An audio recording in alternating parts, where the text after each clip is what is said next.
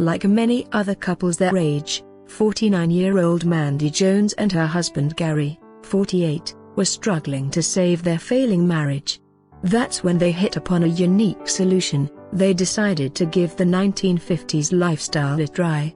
Now, the couple from Staffordshire claim that the change has actually saved their marriage. So what's so great about the 50s that it could bring Gary and Mandy closer to each other?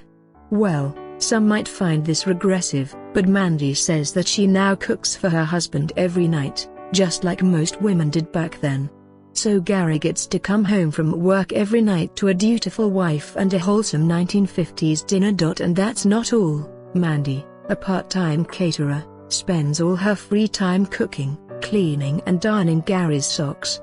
She dresses in vintage frocks, drives a 1949 Chevrolet and listens to rockabilly records on her jukebox.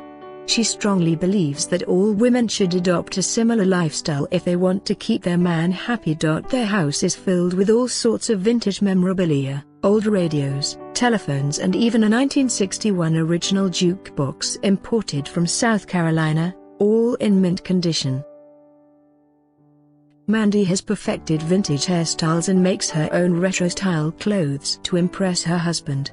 And in their free time, the couple go Lindy Hop dancing or visit vintage fairs.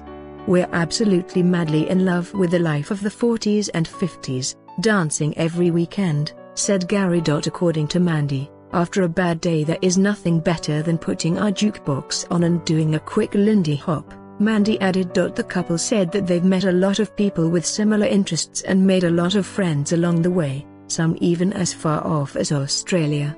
The lifestyle that we lead, pretty much in the 50s style, has done wonders for our relationship. It's given us a common interest.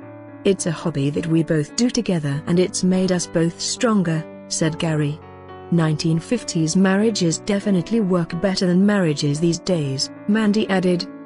The divorce rate is so high at the moment and it never used to be in the past. The Joneses aren't the only people who chose to go back in time. Last month we reported about Ben Sansom, a man who lives his life like it's the 1940s,